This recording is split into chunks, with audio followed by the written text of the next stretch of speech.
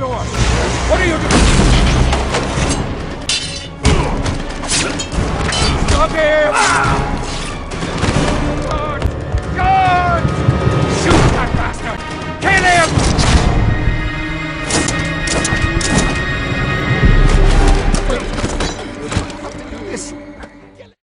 The question of the day is multiclassing worth it? Well, like most things in D&D, it can be. Multiclassing is a great way to make a character which is uniquely qualified to take on the adventure that you're in. And it can also be a great way to make a character which is truly unique. However, one thing which just never seems to give good results is multiclassing because I can. That you had a concept going into the character, you kind of didn't like how it was working initially, and you just pick a different class because that's what you would rather play and just hope that it all works. Unfortunately, that doesn't usually happen.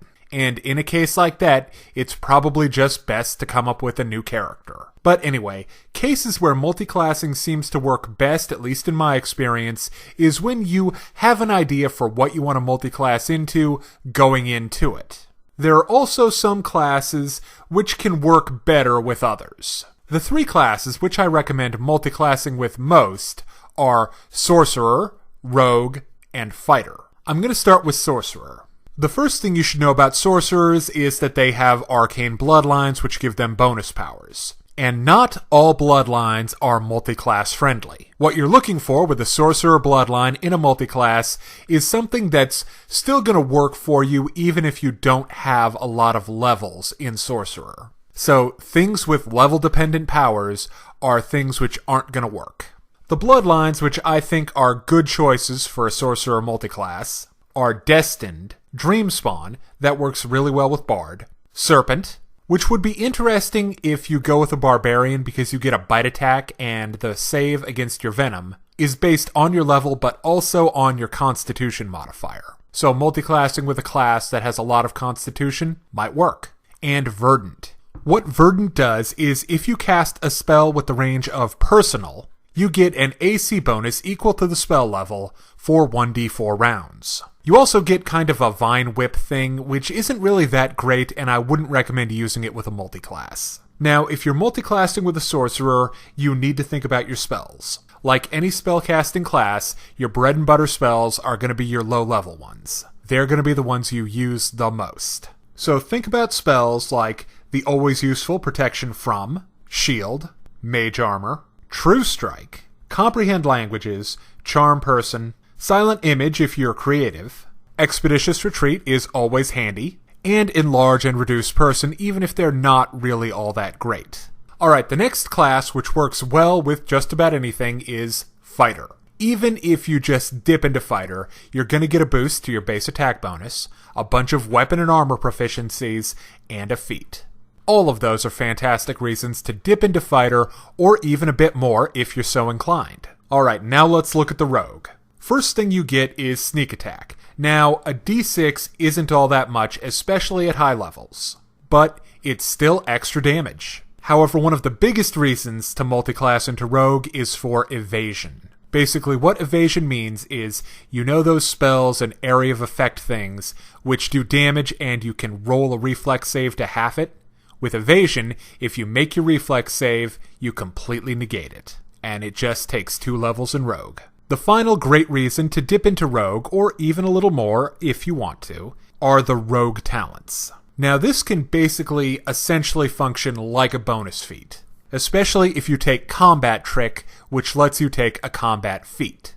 You also have the possibility of more focused Rogue talents like Finesse Rogue, which gives you Weapon Finesse as a bonus feat. Also, another great reason to multiclass are the Prestige classes. Granted, they're not all equally useful, but they can be really cool. Some of my favorites are Dragon Disciple, for basically making an arcane tank, Shadow Dancer, because that Shadow Companion is just so broken, and Arcane Trickster. If you go far enough, your spells get sneak attack damage. Isn't that awesome? Okay, finally, I'm gonna end with the classes that I really don't think should be multiclassed, unless you really, really need to. First one is Monk. Monks are great. Monks are fantastic, But monk plus something else, I don't know. So much of what the monk has depends on having lots of levels in monk. Your bonuses to AC, your damage with your punches, your flurry of blows, all of that basically necessitates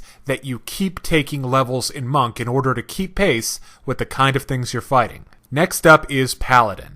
Again, so many things you have depend on increasing your Paladin level to increase their power. And if you stop doing that, they're going to drop off in usefulness real quick. Those are things like your lay on hands and your smite. Both of those are great to have, but just a little can quickly not be good enough, especially when you're going up against things like some of the more powerful undead, dragons, and demons. Finally, Summoner. As a Summoner, you basically have two characters. And if you stop taking levels in Summoner to do something else, your Eidolon is going to suffer for it. And your Eidolon really increases the character's tactical ability. Now, if you're interested in multiclassing, I am going to highly recommend the Advanced Class Guide for Pathfinder. This basically does the multiclassing for you. And they're able to make some unusual combinations work. Also, a lot of the feats in the Advanced Class Guide give you options for blending features of classes into your character without actually needing to take levels in them. Feats like Amateur Swashbuckler and Amateur Investigator give you pools of panache and inspiration. The feat Spontaneous Nature's Ally can give you the druid-like ability to summon Nature's Ally spontaneously, and the feat Spirit's Gift can let you apply one of the Shaman Spirit abilities to your familiar or animal companion. Or you could just take Evolved Companion and give your animal companion an Eidolon evolution. Wouldn't that be neat?